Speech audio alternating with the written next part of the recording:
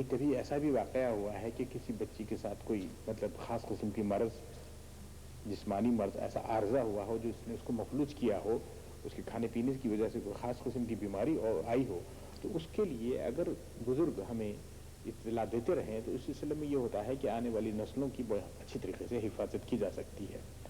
اس سلسلے میں کوئی بہت بڑا تجربہ یا کسی بہت بڑے ایکسپیریمنٹ کی ضرورت نہیں ہوتی، خون کے صرف ایک قطرے کے ذریعے یہ معلوم کیا جا سکتا ہے آج کل کے دور میں کہ آپ کو کس قسم کی بیماری ہے۔ جہاں تک کہ اس کا علاج کا تعلق ہے، یہ بھی اب آہستہ آہستہ ہمارے قابو میں اور ہمارے حصول میں ہے۔ صورتحال یہ ہے کہ ڈنمارک میں خاص طور پہ ایک انسٹیٹیوٹ ہے اور یہاں کے ریس ہاسپٹل میں ان سب چیزوں کا بہت ہی شروع میں علاج ہو سکتا ہے۔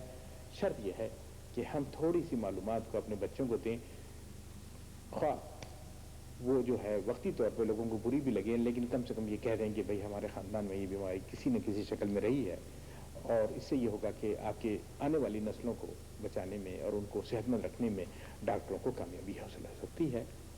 جینس کے اندر یا وراثتی مادے کے اندر کس قسم کی تبدیلیاں آتی ہیں اور اس کی وجہ سے کیا کیا بیماریاں پیدا ہو سکتی ہیں۔ اب ہم جو ہے اس کے اوپر تفصیلی گفتگو اس لیے نہیں کر سکتے کیونکہ اس وقت جین تھراپی جو ہے ایک ایکسپریمنٹل اسٹیج میں ہے، لیکن اس کے ساتھ ساتھ اگر آپ کو یا آپ کی فیملی کو کبھی بھی کوئی ڈاکٹر آفر کرے اس سلسلے میں، خاص طور پہ یہاں پر ایک اسپیشل ادارہ ہے جس کا نام جان ایف کینیڈی انسٹیٹیوٹ ہے لنگبی کے اندر، اگر وہ لوگ آپ کو آفر کریں تو آپ برائے مہربانی ان کی ٹلبت کو ضرور قبول کریں، اور اس سے کوئی نقصان نہیں ہوتا، لیکن یہ ہے کہ وہ صرف ایک قطرے خون کے ذریعے جو ہے نا وہ آپ کو آپ کی بیماری کے بارے میں بڑی تفصیلی بتا سکتے ہیں، اور پھر یہ بھی بتا سکتے ہیں کہ اگر بچے کی پیدائش ہو تو اس کو شروع سے کس چیزوں کی احتیاط کی جائے تاکہ کسی قسم کا پرابلم اس کی عمر میں بڑی عمر میں پیدا نہ ہو۔ ناظرین بہت بہت شکریہ، اور اس سلسلے میں ہماری درخواست ہے کہ آپ اپنے ڈاکٹر سے ضرور کانٹیکٹ میں رہیں۔ I dag snakker vi om genterapi. Generne er vores arv, som nedstammer fra generation til generation og bestemmer vores fysiske identitet, vores hudfarve, vores kropsbygning, stærke sider eller svagheder. Moderne genterapi har gjort mange fremskridt. Hver dag får vi nye metoder til at bekæmpe arvelige sygdomme eller for den sags skyld til at forbedre vores arv.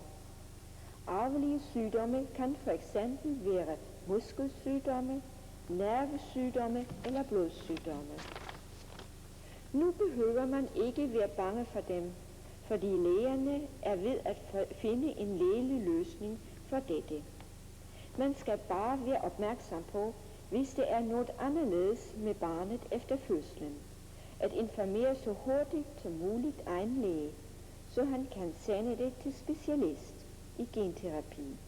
Ikke kun for patientens skyld, men også for de kommende børns skyld.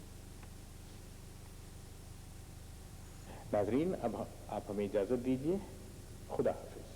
خدا حافظ۔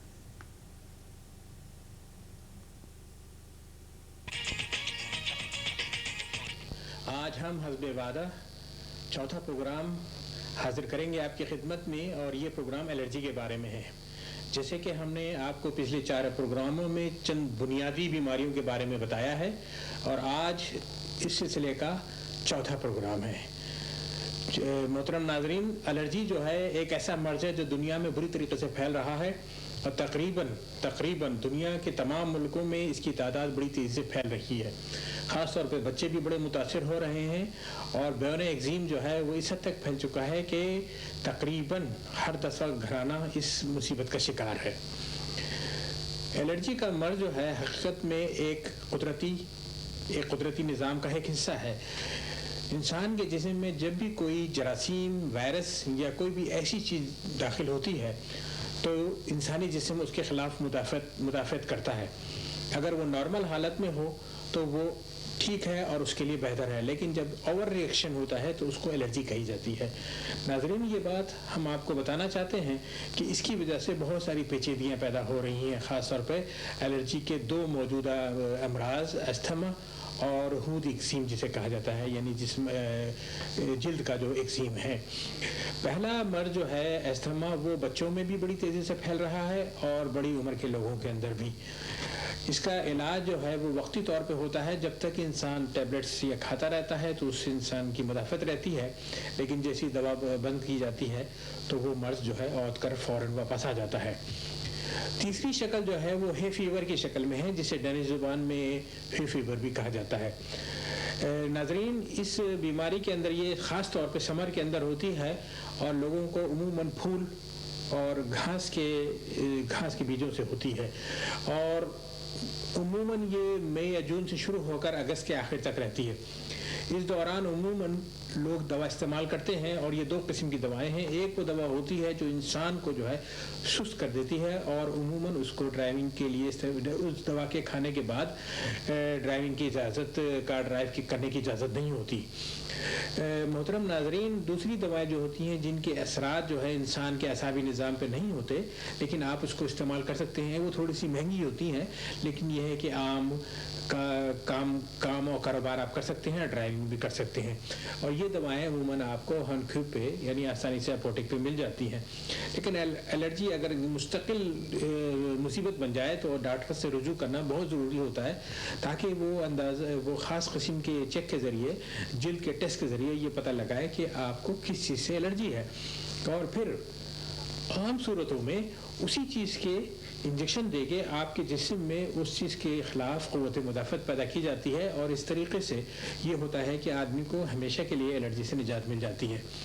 ہمیں یہ کوشش یہ کرنا چاہیے کہ چھوٹے بچے خاص طور پہ اگر آپ محسوس کریں کہ ان کو سانس کی بیماری ہو رہی ہے یا ان کی جلد پہ بار بار ایگزیم آ رہی ہے، تو اسی وقت اس بات کا خیال رکھیں کہ ان کے کھانے میں کوئی ایسی چیز تو نہیں ہے یا ان کے بستر میں کوئی ایسی چیز تو نہیں ہے جو ان کے جسم پہ اور ان کی صحت پہ اثر انداز ہو رہی ہے۔ خاص طور پہ عموماً مشرق میں یہ دیکھا گیا ہے کہ انڈے سے الرجی جو ہے وہ زیادہ خراب ہو جاتی ہے۔ بادام، پستہ، یہ چیزیں بھی الرجی کے مرض کو بہت زیادہ بڑھاتی ہیں۔ ناظرین، اس کے علاوہ عام طور پہ یہاں پر یورپ کے اندر بہت ساری کیمیکل چیزیں موجود ہیں جو انسان کے اوپر متاثر کرتی ہیں۔ بعض عورتیں جو ہیں جو کچن میں کام کرتی ہیں تو اس صابن سے بھی ان کو ان کے ہاتھ کی الرجی ہوتی ہے۔ ان کو چاہیے کہ وہ خاص قسم کے دستانے پہنیں اور اپنے جسم پہ اور اپنے ہاتھوں پہ خاص قسم کی کریم ملیں، کیونکہ ان دی لانگ رن بہت ایک خاص وقفے کے بعد یہ جو ہے جسم کے اندر جا کے موذی امراض بھی پیدا کر سکتی ہے۔ آج تک تو کبھی یہ نہیں ہوا کہ الرجی نے کوئی ایسی مضر یا مہلک بیماری پیدا کی ہو، لیکن اس کے امکانات موجود ہیں۔ اس وجہ سے ہمیں چاہیے کہ جس حد تک ممکن ہو سکے الرجی سے اپنے آپ کو بچا کے رکھیں۔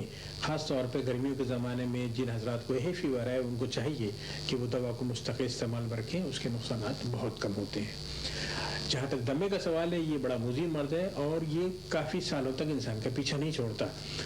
دواؤں سے علاج ہوتا رہنا چاہیے، لیکن ایک بات اور بھی دیکھی گئی ہے اور یہ مشاہدہ ہے اور لوگوں کے تجربات ہیں کہ بعض مرتبہ جگہ بدلنے سے یا مکان بدلنے سے بھی الرجی میں تبدیلی آ جاتی ہے۔ مثلا اگر آپ جس جگہ رہ رہے ہیں اور آپ کو بار بار استھما کی شکایت ہو، تو اگر آپ صرف 3 کلومیٹر دور یا 10 کلومیٹر دور ذرا موو ہو جاتے ہیں تو یہ بات محسوس کی گئی ہے کہ دمہ جو ہے غائب ہو گیا۔ تو اس کی کیا وجوہات ہیں، اس پر تحقیقات جاری ہیں۔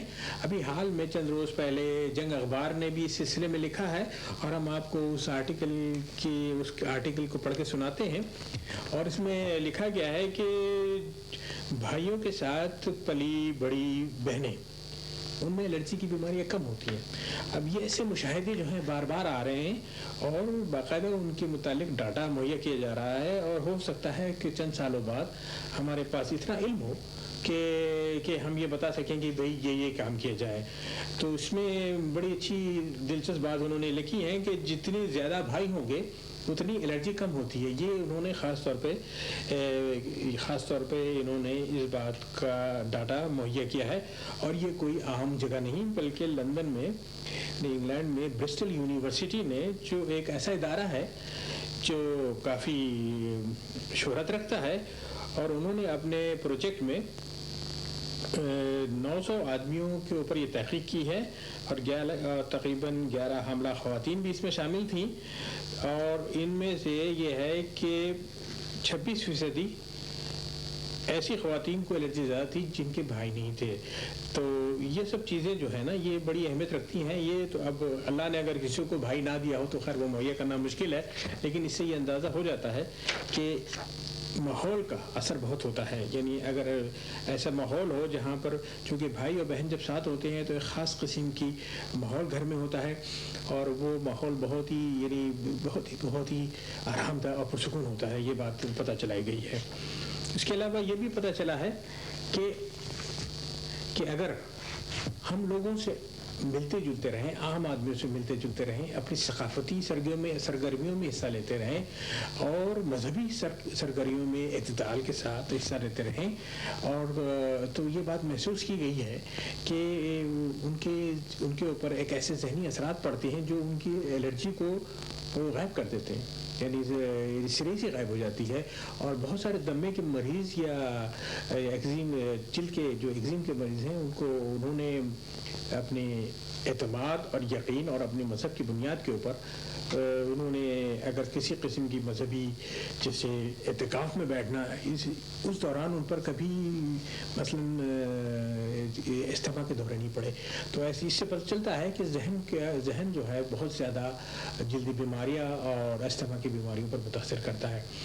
تو ہمیں امید ہے کہ آج سے چند سالوں کے بعد ہمارے پاس اتنا مطالعہ ہوگا اور اتنا علم ہوگا کہ جو عام لوگوں کو بتا سکیں گے کہ بھئی یہ ایکٹیویٹیز یہ مذہبی اور ثقافتی اور ادبی اور موسیقی اور اپنے جو ہے لوک گیت علاقائی زبان اور قومی زبان کو اچھی طریقے سے بولنا اور ان کو آگے بڑھانا, اس ایکٹیویٹیز سے انسان کے جسم پہ اور ذہن پہ اچھے اثرات پڑتے ہیں اور الرجی کا مرض دور رہتا ہے. ناظرین, یہ ہمارے پاس اس وقت معلومات ہے. انشاءاللہ جیسی اچھی معلومات اور آئیں گی ہم آپ کی خدمت میں حاضر hوں گے. اب آپ اس کا ریزیومے سنیں ڈینش زبان کے اندر. شکریہ. I dag snakker vi om allergiske sygdomme. Mange voksne og børn lider af disse sygdomme, som er stigende i hele verden. Disse sygdomme er i mange tilfælde længerevarende, men kan lindres og hjælpes i den grad, at man kan leve med dem. Hvad er allergi? Dette spørgsmål stilles af mange mennesker. Allergi er en overreaktion af kroppen på tilsyneladende uskyldige ting, som for eksempel nikkel, blomsterstøv, græspollen og mange andre ting. Allergi viser sig i mange former. De 3 mest almindelige former er høfeber, astma, hudeksem. Almindelig høfeber kan behandles ved håndkøbsmedicin, men astma og hudeksem skal behandles under lægeligt opsyn. ناظرین, اب آپ ہمیں اجازت دیں. خدا حافظ. شکریہ. کہ سفر وسیلہ ظفر. موسم گرما کی چھٹیوں کی آمد ہے. بہت سارے خاندان اور بچے اس بات پر خوش ہیں کہ وہ اپنے وطن کی سیر کرنا چاہتے ہیں, اپنے عزیز و اقارب سے ملنا چاہتے ہیں اور اس ماہ کو اپنے وطن میں گزارنا چاہتے ہیں. لیکن اس کے ساتھ ایک بات کا بھی خیال رکھنا پڑتا ہے کہ ہماری صحت وہاں کیسی رہتی ہے یا وہاں سے آنے کے بعد ہماری صحت پہ کیا اثرات پڑتے ہیں. ایک رپورٹ جو یہاں کے ڈاکٹروں نے تیار کی ہے اس سے یہ پتہ چلتا ہے کہ غیر ملکی جب پاکستان یا ترکی سے واپس آتے ہیں تو ان کی 30% آبادی جو ہے وہ ہاسپٹل میں داخل ہونے پہ مجبور ہو جاتی ہے, یا نہیں تو اپنے پریکٹس کرنے والے ڈاکٹروں کے پاس ان کو جانے پہ مجبور ہونا پڑتا ہے.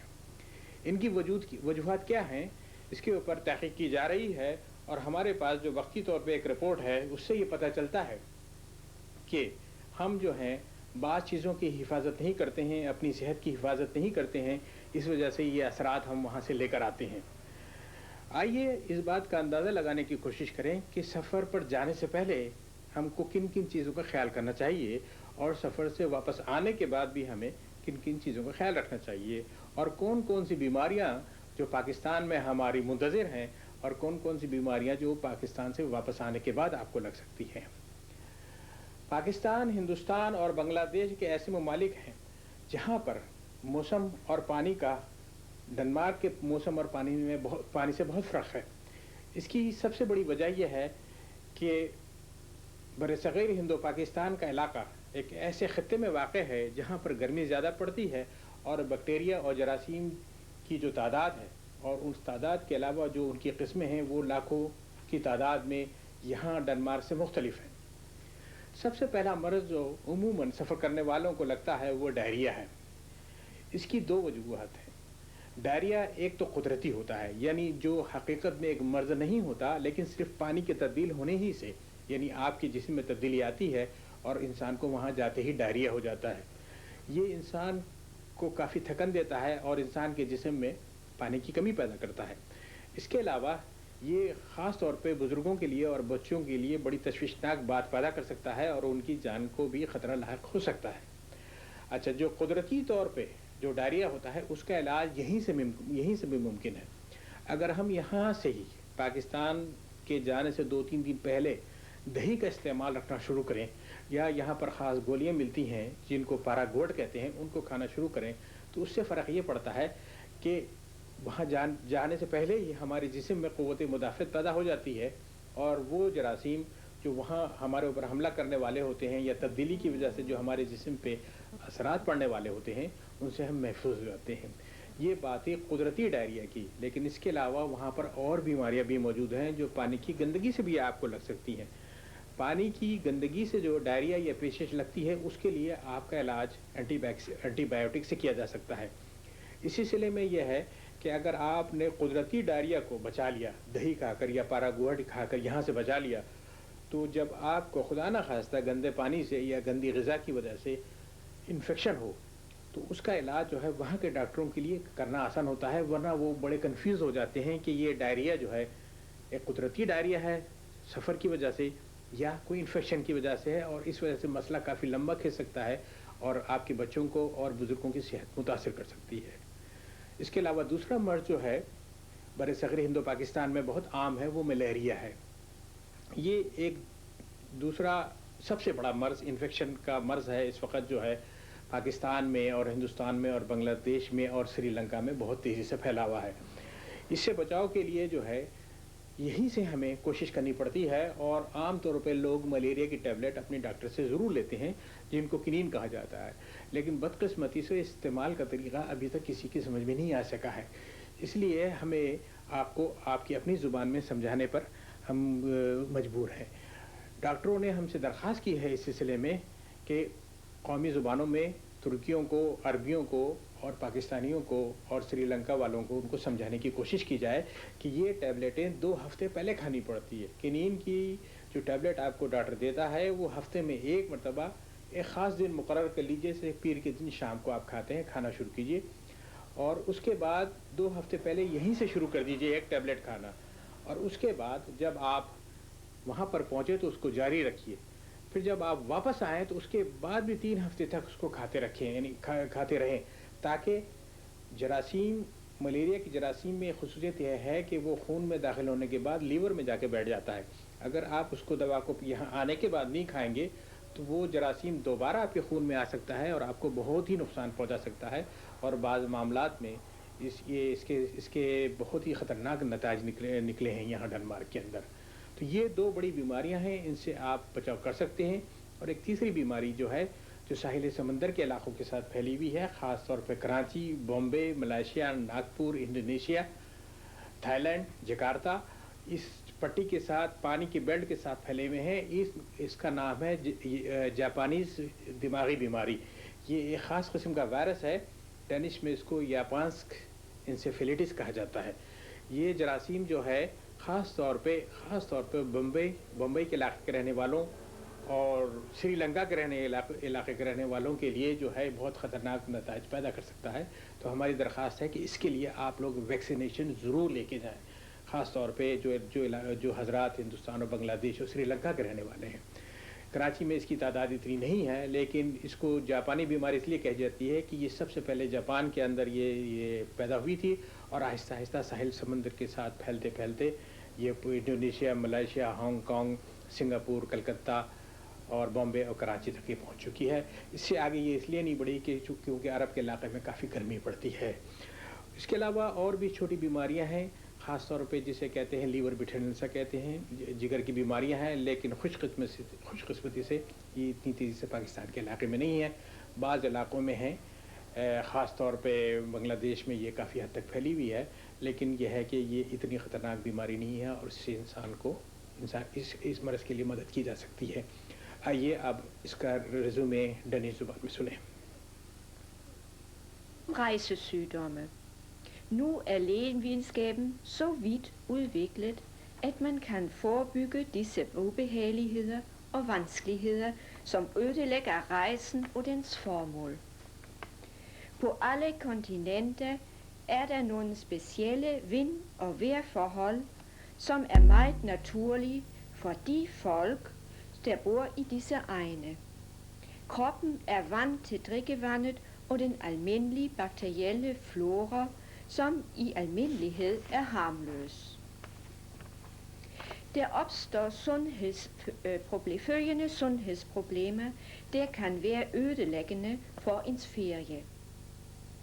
Diarré. Det er 2 slags diarré, som forekommer, når man rejser ud af landet. Først den naturlige diarré på grund af skift af vand- og luftmiljø. Den kan helbredes ved at spise yoghurt. Og den infektiøse diarré, som opstår på grund af bakterier og parasitter, der findes i urent vand i ulandene. Denne form for diarré skal behandles med antibiotika hos lægen. Malaria. Den næststørste infektionssygdom i den 3. verden er malaria, som spredes af mygge. Den kan forebygges ved at spise kinintabletter, som kan fås via egen læge. Denne medicin skal spises under hele rejsen 1 gang om ugen. Man skal begynde 2 uger før man rejser, og skal fortsætte 2 uger efter rejsen, selvom man er kommet hjem. Udover de afnævnte sygdomme skal som information lige nævnes gulsot, tyfus og kolera. Folk, som skal rejse længere østpå end til Pakistan, for eksempel til Indien, Bangladesh, Vietnam, den sydlige del af Kina og Indonesien, skal have vaccination mod japansk encefalitis, som skal være farlig omkring Bombay, Singapore og Indonesien. Vi ønsker jer en god rejse. محترم ناظرین، ابھی آپ نے ڈنیش زبان میں resume سنا۔ سفر آپ کو مبارک ہو، چھٹیاں آپ کی خوشگوار گزریں، یہ ہماری بہت بڑی خواہش ہے، اور انشاءاللہ تعالی گرمیوں کی چھٹی کے بعد انشاءاللہ ملاقات رہے گی۔ خدا حافظ۔ محترم ناظرین، السلام علیکم۔ ماہ رمضان اور نئے شمسی سال کی آمد پر آپ کو ہماری طرف سے مبارکباد۔ اس سال یعنی 1998 کے لیے ہم نے اپنی شریک حیات کی مدد سے آپ لوگوں کے لیے ایک پروگرام ترتیب دیا ہے جو ہمارے تجربات، مشاہدات اور تحقیق کے سلسلے میں کئی سال تک جو ہم نے اس سلسلے میں کام کیا ہے اس کا نچوڑ کے طور پہ 1998 میں ہم نے کچھ پروگرام آپ کے لیے بنائے ہیں۔ یہ پروگرام 3 حصوں پہ مشتمل ہے۔ پہلا تو ہمارا ارادہ یہ ہے کہ یہاں پر موجود documentation centre of race discrimination کے نام سے، خاص ڈسکرمنیشن کے نام سے جو ایک ادارہ موجود ہے، اس کے ساتھ مل کے خاص قسم کا کام کیا جائے جو ہم کو صحت کے اداروں میں، خاص طور پہ ہاسپٹلس میں اور عام ڈاکٹروں کے ساتھ اگر کسی قسم کی مشکلات ہمارے لوگوں کو پیش آتی ہے تو ان کے لیے ایک انوانرا پیشنٹ فیننگ کے نام سے ایک کارڈ دیا جائے تاکہ ان لوگوں کا ہم مقابلہ کر سکیں اور ان کو یہ بتا سکیں کہ بھئی ہمارے بھی کچھ حقوق ہیں اس ملک کے اندر۔ دوسرا ہمارا پروگرام جو ہے الشفا کے نام سے ایک خاص کلینک بنانے کا ارادہ ہے، اور یہ کلینک، اس کا مقصد یہ ہوگا کہ 40 سے 50 سال کی عمر کے جو اشخاص ہیں وہ خاص طور پہ دل کے مریض اور فالج کے مرض کی شکار ہوتے جا رہے ہیں اور ہماری بڑی خواہش ہے کہ ان کے لیے ہم کوئی خاص کام کریں۔ اس سلسلے میں ہمارا ارادہ ہے کہ الشفا کے نام سے ایک چھوٹا سا ادارہ جس کا کام یہ ہو کہ ان عمر کے لوگوں کو بلایا جائے ہر 3 مہینے کے بعد، ان سے 2 گھنٹے تک گفتگو کی جائے، ان کے مسائل معلوم کیے جائیں اور ان کو خاص قسم کی کلینک چیک کرانے کے بعد ان کو چند ایسے مشورے دیے جائیں جو ان کے لائف اسٹائل کے لیے، ان کی صحت کے لیے اور ان کے آنے والے سالوں کے لیے مفید ثابت ہو۔ کیونکہ ایسا محسوس ہوتا ہے کہ اس عمر میں 40 اور 50 سال کی عمر میں کافی لوگ جو ہیں دل کے مرض کا شکار ہوتے جا رہے ہیں۔ اس سلسلے میں خاص طور پر پہلی جنریشن جو ہے وہ کافی حد تک ان چیزوں سے متاثر ہو رہی ہے۔ جہاں تک دوسری جنریشن کے جوانوں کو تعلق ہے، وہ ڈپریشن کے مرض کا شکار ہوتے جا رہے ہیں۔ ان کے اندر 2 خاص قسم کی کلاسیں ہیں۔ جو پڑھا لکھا طبقہ ہے نوجوانوں کا، ان کو چونکہ معاشرے میں شمولیت کے حقوق نہیں دی جا رہے ہیں، ان کو جاب نہیں دی جا رہے ہیں، تو اس وجہ سے ان میں ڈپریشن اور کافی حد تک چھوٹے چھوٹے سائیکوسومیٹک امراض جو ہیں ان میں ہو رہے ہیں۔ اور وہ نوجوان جو ورکنگ کلاس سے تعلق رکھتے ہیں، چونکہ ان میں یہ صلاحیت نہیں ہوتی کہ وہ اپنے جذبات کا اظہار کر سکیں، تو وہ عام طور پہ ول اور تشدد معاشرے میں پھیلا رہے ہیں۔ ان لوگوں کے لیے بھی خاص قسم کا پروجیکٹ تیار کیا جا رہا ہے تاکہ ان میں امید کی کرن دوڑائی جائے اور ساتھ ساتھ معاشرے میں بھی لوگوں سے کانٹیکٹ کر کے اور خاص طور پہ جو محکمے ہیں ان سے کانٹیکٹ کر کے کہا جائے کہ ایسے لوگوں کو جو ڈپریشن کا شکار ہو چکے ہیں ان کے لیے خاص قسم کے جاب، جسے اسکول جاب ہوتے ہیں، ان کو دیا جائے اور معاشرے میں شمولیت ان کے لیے ممکن بنائی جائے۔ 1998 میں ہم نے 3 محاذ پر کام کرنے کا فیصلہ کیا ہے اور امید ہے کہ اللہ ہمیں تقویت دے گا اور قوت دے گا کہ ہم ان تینوں محاذ پر کام کرنے کے قابل ہو سکیں۔ دوسرا سب سے بڑا مسئلہ ہے جو تمام غیر ملکیوں اور پاکستانیوں کو ایک انوادہ پیشنٹ فیننگ بنا کر داخل کرنا ہے۔ اس سلسلے میں یہ ہے کہ ان کو ایک کارڈ ایشو کیا جائے گا جس پر باقاعدہ ایک فیننگ جو آفیشیلی ریکگنائز ہوگی، اس کا نام ہوگا، اس کا ایڈریس ہوگا، اور یہاں کے چند لوگ جو آج کل کام پر نہیں ہیں انہوں نے یہ وعدہ کیا ہے کہ وہ ایسی فیننگ میں اپنے اوقات دیں گے اور ان اوقات کی مدد سے اور آفس بنائیں گے اور ہماری طرف سے جو ہے ان کو تمام تعاون حاصل رہے گا۔ اس سلسلے میں ایک چھوٹی سی فیننگ کا بنانا اب ضروری ہو گیا ہے، کیونکہ انفرادی طور پہ ہم بھاگ دوڑ کرتے رہتے ہیں، لیکن ہم نے محسوس کیا ہے کہ آہستہ آہستہ معاشرے میں پچھلے چند سالوں میں اتنی تبدیلی آ گئی ہے کہ اب جو ہے یہ ضروری ہو چکا ہے کہ اجتماعی طور پہ بھی یہاں کے لوگوں کو سمجھایا جائے اور دباؤ ڈالا جائے، اور ہم نے محسوس کیا ہے کہ بغیر پریشر گروپ کے اب کام کرنا مشکل ہو گیا ہے۔ دوسری چیز جو ہے، ہم نے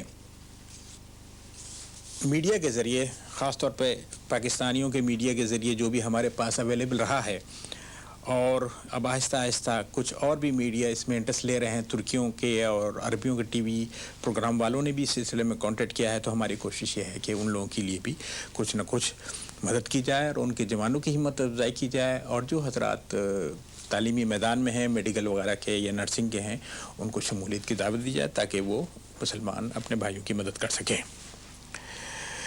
جہاں تک کلینک کا تعلق ہے، اگست کے ماہ سے ایک ایسی کلینک کا قیام میں عمل لانا جو خاص طور پہ 40 و 50 سال کی عمر کے لوگوں کے لیے بہت ضروری ہو چکی ہے۔ میرا خیال یہ ہے کہ یہ ان لوگوں کے لیے بہت ضروری ہے۔ آج کا جو موضوع ہے ہمارا، وہ 4 میں سے ایک پہلا موضوع ہم نے وہ کیا ہے، وہ سلیکٹ کیا ہے، وہ لائف اسٹائل کے متعلق ہے۔ حال میں ایک رپورٹ جو ہے کیمبرج یونیورسٹی سے آئی ہے، اس سے پتہ چلا ہے کہ لائف اسٹائل دل کی بیماریوں کے لیے ایک بہت ہی مضر عمل ثابت ہو رہا ہے۔ پتہ چلا ہے کہ غیر ملکی جو آئسولیشن میں اپنی زندگی گزار رہے ہیں، ان میں تقریباً 75% زیادہ دل کے امراض پائے جاتے ہیں، اور انگلینڈ میں جو ہے یہ بڑی تیزی سے یہ بیماریاں پھیل رہی ہیں، اور یورپ کے ممالک ڈنمارک اور سویڈن اور ناروے میں بھی حالات خراب ہوتے جا رہے ہیں۔ اس سلسلے میں ہم نے یہ سوچا ہے کہ آپ کو کچھ اسٹریس کے متعلق آج گفتگو کریں اور اس کے متعلق یہ بتانے کی کوشش کریں کہ انسانی ذہن پہ جو دباؤ، جس کو اسٹریس کہا جاتا ہے، اس کے کیا اثرات ہوتے ہیں۔ جب بھی اسٹریس انسان کے اوپر ہوتا ہے تو ایک خاص قسم کا ہارمون جسے ایڈرینلین کہتے ہیں وہ انسان کے جسم میں داخل ہوتا ہے، اور اس کے اثرات جو ہے دل کے لیے، مسلس کے لیے اور دماغ کے لیے بڑے نقصان دہ ہوتے ہیں. جہاں تک کہ ایڈرینلین کا قدرتی طور پہ انسان کے خون میں داخل ہونا وہ ایک فطری چیز ہے. خدا نے اس کو ہمارے جسم میں اس لیے قدرت نے رکھا ہے کہ اگر کوئی ایسے خطرات جو وقتی طور پہ ہوں تو اس سلسلے میں ان حالات کا مقابلہ کرنے کے لیے ایڈرینلین انسان کے جسم میں موجود ہوتا ہے. اور لیکن اس کا مقصد صرف یہی ہوتا ہے کہ وقتی طور پہ اس مشکل کو حل کیا جائے، یا تو اس کے خلاف فائٹ کیا جائے یا فلائٹ کیا جائے، یا اس مشکل سے اپنی لوگ ہٹ کے جان بچا کے بھاگ کے بھی جان بچا لیتے ہیں. جیسے بہت سارے ممالک میں دیکھا گیا جہاں بہت سارے پرابلم ہیں، وہاں سے لوگ جو ہیں عام طور پہ مہاجر کی شکل میں منتقل ہو جاتے ہیں، اور بعض لوگ وہاں پر فائٹ کرتے ہیں. تو یہ ایڈرینلین جو ہے وقتی طور پہ اس کا آنا کوئی بری بات نہیں ہے. لیکن اگر ایڈرینلین مستقل طور پہ انسان کے بدن میں ہو تو وہ جسم کے پٹھے اور دل کے پٹھوں کو لیے بڑے نقصان دہ ہوتی ہے، اور آہستہ آہستہ انسان کے اوپر دل کا دورہ پڑنے کا اندیشہ ہوتا ہے. اب یہ بتانا ضروری ہے آپ لوگوں کو کہ یہ اسٹریس سے کس طرح بچا جائے. بہت سارے لوگوں نے مختلف ذرائع، کوئی سگریٹ پی کے اس کو دور کرنے کی کوشش کرتا ہے، اور کوئی مختلف طریقے، اور بھی بعض لوگوں نے اس کو یہاں پر فرار کی شکل بھی اختیار کی گئی ہے. بعض لوگ میڈیٹیشن کرتے ہیں، بعض لوگ مذہبی معاملات میں زیادہ حصہ لے کر جو ہے اپنے آپ کو مطمئن کرنے کی کوشش کرتے ہیں. لیکن حقیقت یہ ہے کہ ہمیں حالات کا مقابلہ آنکھوں میں ڈال کے کرنا چاہیے. اس سلسلے میں سب سے پہلی تجویز پیش کی گئی ہے کہ ہم اپنی آئسولیشن کو دور کریں، اور اگر آپ سیاسی نظریہ رکھتے ہیں تو سیاسی معاملات میں حصہ لیں، اور یہاں کی جو پارٹیاں ہیں ان میں حصہ لیں اور عمل کریں. اور یہ بات خیال رکھیں کہ یہاں کی سیاسی نظام جو ہے پاکستانی سیاسی نظام سے مختلف ہے. یہاں پر عموماً پاور حاصل کرنے کے لیے سیاست میں حصہ نہیں لیا جاتا، بلکہ نظریاتی کام کے لیے ہوتا ہے اور عزت نفس حاصل کرنے کے لیے. اس کے علاوہ معاشرتی کام بہت سارے ہیں، ریس ریلیشن کے ہیں، بزرگوں کی خدمات کے ہیں، بچوں کے لیے بھی آپ بہت سارے کام کر سکتے ہیں، لائبریریاں کتاب اور علم کے فروغ کے لیے بھی بہت سارے کام کر سکتے ہیں. ذاتی تعلقات اور انسانی میل جول کے لیے یہاں پر آپ چند خاندان آپ چن سکتے ہیں جن کے ساتھ اچھے تعلقات قائم رکھ سکتے ہیں، اور کوشش کیجئے کہ عموماً ایسے لوگوں کے ساتھ اٹھا بیٹھیں جو آپ کو ذاتی طور پہ پسند کرتے ہیں. کیونکہ ایک عجیب و غریب بات تحقیق سے پتہ چلی ہے کہ ہر انسان کو تقریباً اس کے جان پہچان والوں میں سے 20% لوگ جو ہوتے ہیں اس کو ذاتی طور پہ پسند کرتے ہیں. اور اس سلسلے میں حضرت علی کرم اللہ وجہ نے فرمایا ہے کہ جو شخص اپنے محبت کرنے والوں کو نہیں پہچانتا ہے وہ نفرت کرنے والوں کا شکار ہو جاتا ہے. تو کوشش کیجیے کہ جو لوگ آپ سے محبت کرتے ہوں، خواہ ان کا رتبہ کوئی ہو، خواہ ان کا معاشرے میں کوئی بھی اسٹیٹس ہو، ان سے تعلقات رکھیے. وہ آپ کے حقیقی دوست ہیں. ان لوگوں سے جو ہے آپ کا اسٹریس دور ہوگا، اور آپ کو دل کی بیماریوں سے بھی نجات ملتی رہے گی. معاشرے میں اگر کوئی بد کردار لوگ ہیں تو کوشش کریں کہ ان سے آپ تعلقات محدود رکھیں. اگر کسی وجہ سے قومی شرکت بھی ہو ان کے ساتھ تو کوشش یہ کریں کہ کم سے کم تعلقات ان سے رکھے جائیں. انسانی تعلقات میں اس بات کا ضرور خیال رکھیں کہ ایک دوسرے کے کام آنے کا نظریہ بھی رہے اور خدمت خلق کا جذبہ بھی اس میں رہے. یہ تو آج انٹروڈکشن کے طور پہ میں نے آپ کو بتایا ہے. آئندہ ہم شکر کے مرض کے متعلق بات کریں گے، دل کے مرض کے متعلق بات کریں گے، کولیسٹرول کے متعلق بات کریں گے. اس طریقے سے 4 بڑے پروگرام بنانے کا ہمارا پروگرام ہے، اور آئندہ سہ ماہ میں انشاءاللہ آپ سے ملاقات رہے گی. السلام علیکم.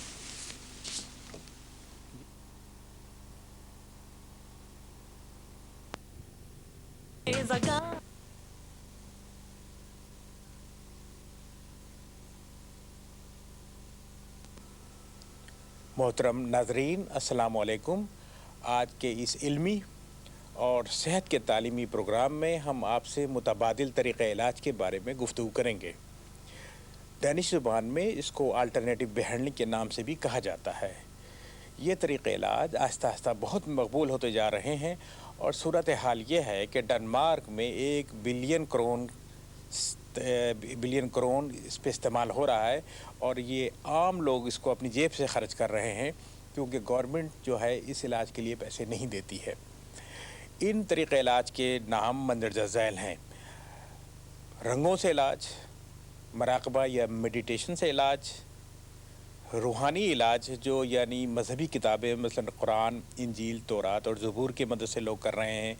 ہندو مذہب کے لوگ اپنے اشلوکوں کے ذریعے کرتے ہیں، بدھ مذہب کے لوگ میڈیٹیشن کے ذریعے کر رہے ہیں. اس کے علاوہ موسیقی سے بھی علاج کیا جا رہا ہے، زون تھیراپی بھی بڑی تیزی سے مقبول ہو رہی ہے. چائنیز طریقہ علاج جس کو ایکوا پنکچر کہا جاتا ہے اس وقت دنیا میں بہت مقبول ہو چکا ہے اور حتیٰ کہ عام ڈاکٹر بھی اس کو استعمال کر رہے ہیں اور بعض ہاسپٹلس میں بھی اس کو رائج کیا جا چکا ہے. اس کے علاوہ غذا سے علاج اور یونانی حکمت اور مشرق کی آیورویدک اور چائنا کے طریقہ علاج بھی بہت تیزی سے مقبول ہو رہے ہیں. آئیے اس کا تجزیہ کریں کہ یہ طریقہ علاج کیا ہیں اور جو مروجہ طریقہ علاج ہے دنیا میں عام ہاسپٹلس میں ہوتا ہے اس میں اور اس میں بنیادی فرق کیا ہے. آج ہم آپ کو یہ بتانا چاہتے ہیں کہ ان کے نام کیا ہے. عام جو طریقہ علاج ہے اس کو ایلوپیتھی کہا جاتا ہے.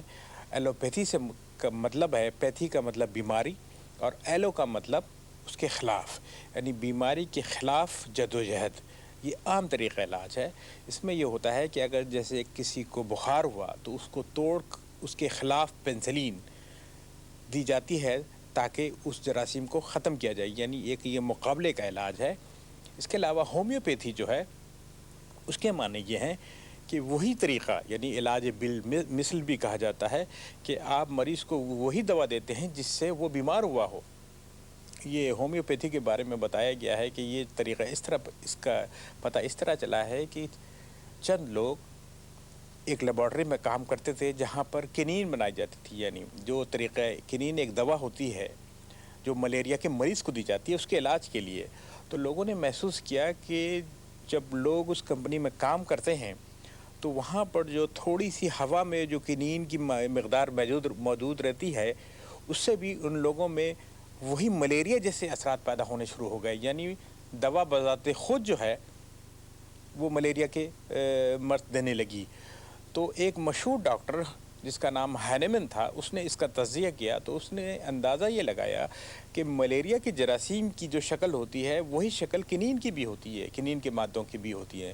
تو اس نے کہا کہ اگر ہم مریض کو ایک ایسی چیز دیں، اس مقدار میں دیں، اس اتنی مقدار میں دیں کہ وہ بیماری پیدا نہیں کرے بلکہ اس کے جسم میں ریزسٹنس پیدا کرے، یعنی اس کے جسم میں قوت مدافعت پیدا کر دے. اس طریقے سے اس کا نام اس نے ہومیوپیتھی رکھا ہے اور دنیا میں بہت مقبول ہے. آج کل دنیا کا کوئی ملک ایسا نہیں ہے جہاں ڈاکٹر ہینیمن کا طریقہ علاج یعنی ہومیوپیتھی رائج نہ ہو. اس کے علاوہ حکمت، آیورویدک، غذا سے علاج یہ ہزاروں سال سے مشرق میں ہیں. بر صغیر ہند و پاکستان کے لوگ اس سے واقف ہیں کہ حکمت اور غذا جو ہے وہ انسان کی صحت کے لیے بھی بہت ہی مفید ثابت ہوتی ہے. مثلاً کلونجی کا استعمال، جوشاندے کا استعمال سردیوں کے لیے. لیکن اس میں اور ایلوپیتھی میں، یعنی حکمت میں اور ایلوپیتھی میں یہ فرق ہے کہ حکمت جو ہے وہ مشاہدوں پہ مبنی ہے. یعنی لوگوں نے ہزاروں سال سے دیکھا کہ بھئی کلونجی سے یہ فائدہ ہوتا ہے تو انہوں نے دینا شروع کیا.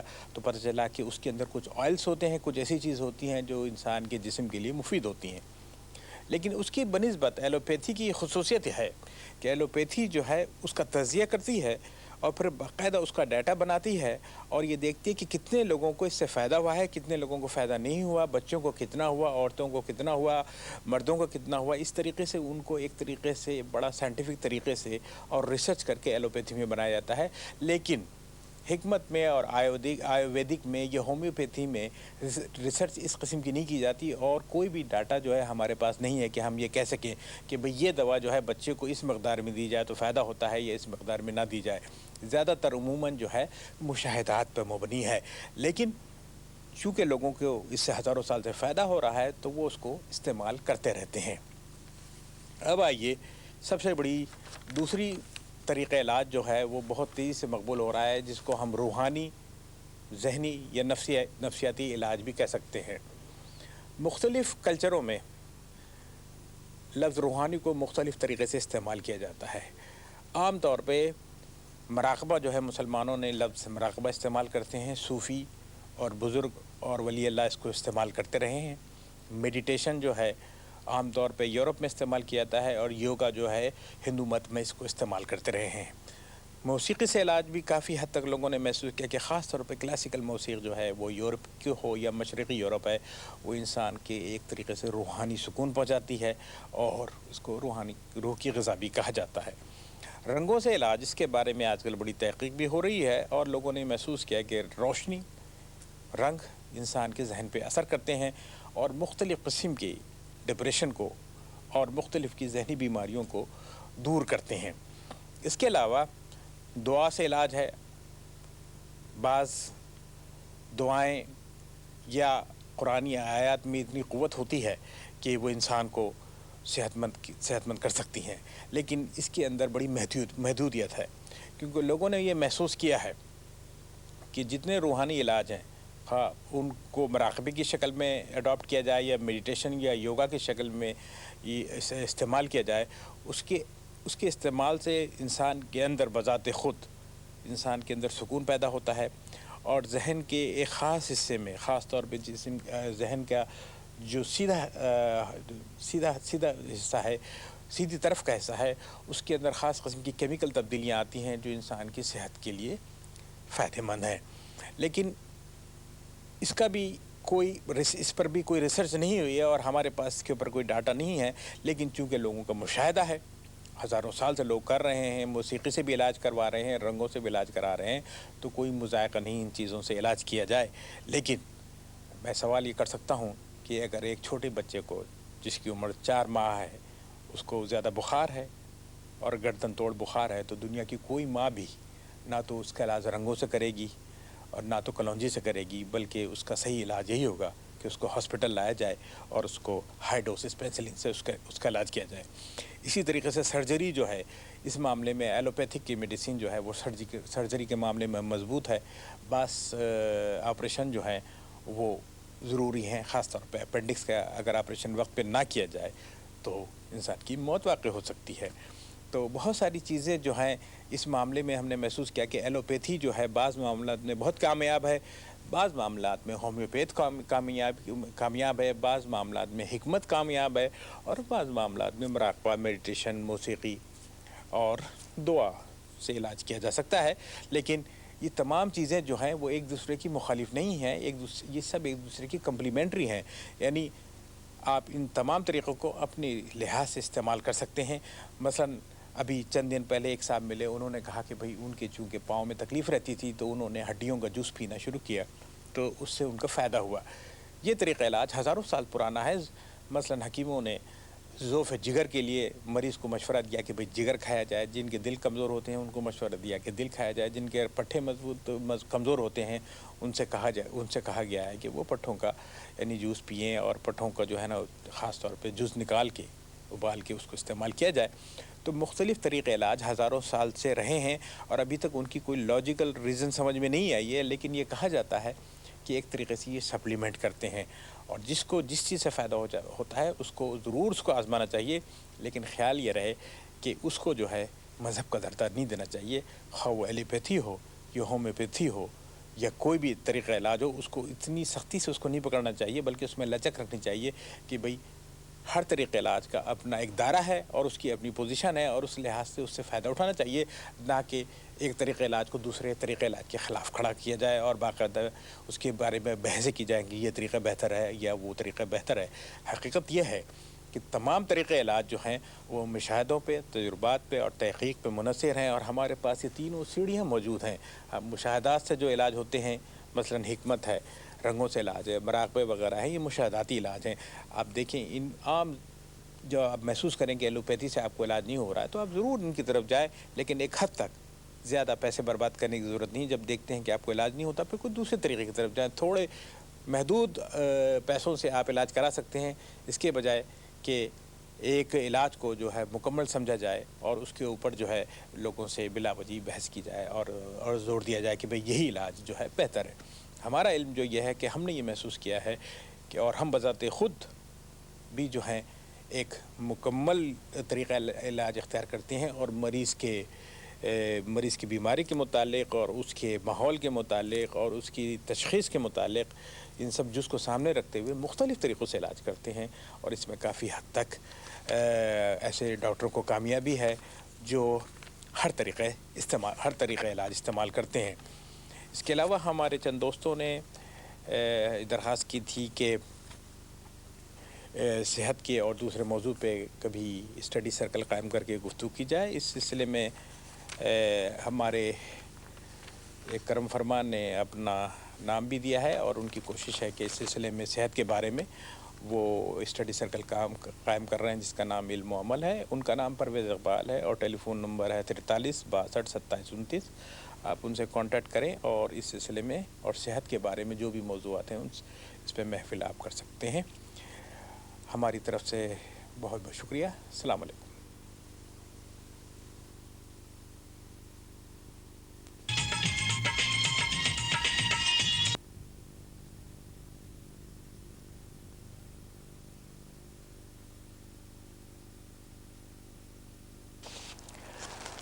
मोहतरम नाजरीन, अस्सलाम वालेकुम। मौसम में बहार की आमद है और लाखों लोगों के लिए खुशियों का बास भी, लेकिन बदकिस्मती से चंद हज़ार ऐसे लोग हैं जिनको एलर्जी की बीमारी इस मौसम में होती है। एलर्जी क्या है, इसके मुतालिक हम आपको ये बताना चाहते हैं कि ये हद से बढ़ी हुई क़ुव्वत मुदाफ़त का नाम है। कुदरत ने हमारे जिस्म में क़ुव्वत मुदाफ़त दी है जो जरासीमों के ख़िलाफ़ होती है, लेकिन एलर्जी एक ऐसी चीज़ है जो आम मासूम चीज़ों से हमारे जिस्म में क़ुव्वत मुदाफ़त पैदा हो जाती है और जिस्म रिएक्ट करता है। फूल जो आम इंसानों के लिए कोई मुश्किल पैदा नहीं करते, लेकिन एलर्जी के मरीज़ के लिए दमा, है फीवर और एक्जिम देते हैं। अब सवाल ये पैदा होता है कि ये बीमारी क्यों कर पैदा होती है और इसकी वजूहात क्या है। इसकी दो बड़ी वजूहात हैं। ये एक विरासती मर्ज़ है जो खून में या खून की कमज़ोरी से पैदा होता है और नस्ल दर नस्ल चला आता है। इसके मुतालिक तहक़ीक़ात हो चुकी है कि ये एक मर्ज़ है जो जीन्स के अंदर मौजूद है। लेकिन सवाल ये पैदा होता है कि आज से हज़ारों साल पहले लोगों को एलर्जी के अमराज क्यों नहीं होते थे। नई तहक़ीक़ात से पता चला है कि माहौल में तब्दीली, माहौल में पोल्यूशन, दुनिया भर के केमिकल्स का आबो हवा में मौजूद होना, इन वजूहात से इंसान की क़ुव्वत मुदाफ़त में हद से ज़्यादा हसासियत पैदा हो गई है और इस हसासियत की वजह से एलर्जी का मरज़ बड़ी तेज़ी से फैल रहा है। आइए आज हम इसकी अलामत के बारे में, इससे एहतियात के बारे में और इसके इलाज के अलावा जो नई तहक़ीक़ात हो रही हैं उसके बारे में गुफ्तगू करें। सबसे पहले हम अलामात के बारे में आपसे गुफ्तगू करते हैं। दमे का मर्ज़ आम लोग जानते हैं। इसकी वजह सबसे बड़ी ये होती है कि एलर्जी की वजह से इंसान के फेफड़ों के अंदर, फेफड़ों की नालियों में एक ख़ास किस्म की कैफियत पैदा हो जाती है और सांस का अंदर जाना नामुमकिन हो जाता है। इसके लिए चंद दवाएं मौजूद हैं जो उन नालियों को खोलती हैं और मरीज़ वक्ती तौर पर अपने आप को बेहतर महसूस करता है। जहाँ तक है फीवर का ताल्लुक़ है, उसमें यह देखा गया है कि इंसान के जिस्म में जब फूल या कोई केमिकल्स जाते हैं जिससे इंसान एलर्जी होता है तो उसको छींकें आती हैं, क्योंकि वो जिस्म के ख़ास तौर पर नाक की झिल्ली के अंदर इरिटेशन पैदा करती है। इसकी भी दवाएं मौजूद हैं, ख़ास किस्म की दवाएं जो नाक में डाली जाती हैं या टैबलेट की शक्ल में खाई जाती हैं, जिससे जो इन फूलों के ज़रात का इंसान के जिस्म पर असर नहीं होता। तीसरा मर्ज़ जो एलर्जी का है उसको एक्जिम कहा जाता है और जिस्म के ख़ास हिस्सों में मसलन जिल्द में उसका असरात होते हैं। उसके लिए भी ख़ास किस्म के मरहम हैं जिनकी मदद से इंसान जो है इन मुश्किलात से वक्ती तौर पे फ़ायदा उठा सकता है। अब सवाल ये पैदा होता है कि इसका कोई मुस्तकिल इलाज है कि नहीं। इस सिलसिले में तहक़ीक़ और इल्म ने काफ़ी तरक्की की है। नई तहक़ीक़ात से पता चला है कि अगर हम जिस चीज़ से इंसान एलर्जी हो उसको कम मकदार में दें और एक ख़ास मुद्दत तक देते रहें तो उसके अंदर उन चीज़ों से क़ुव्वत मुदाफ़त पैदा हो जाती है। मसलन अगर आपको किसी फूल से या किसी घास के बीजों से एलर्जी है तो इंजेक्शन की शक्ल में आहिस्ता आहिस्ता उसके कम डोज पे डोज बढ़ाते जाते हैं, इंसान के जिस्म में हर हफ्ते दाखिल किया जाता है। इससे ये होता है कि जब कुदरती शक्ल में जब इंसान के करीब वो बीज आते हैं तो इंसान के जिस्म में उसके ख़िलाफ़ क़ुव्वत मुदाफ़त पैदा हो चुकी होती है। ये एक तकरीबन 150 से 2 साल का इलाज है, लेकिन इसके असरात जो हैं तकरीबन 10 से 12 साल तक रहते हैं और इंसान दमे और है फीवर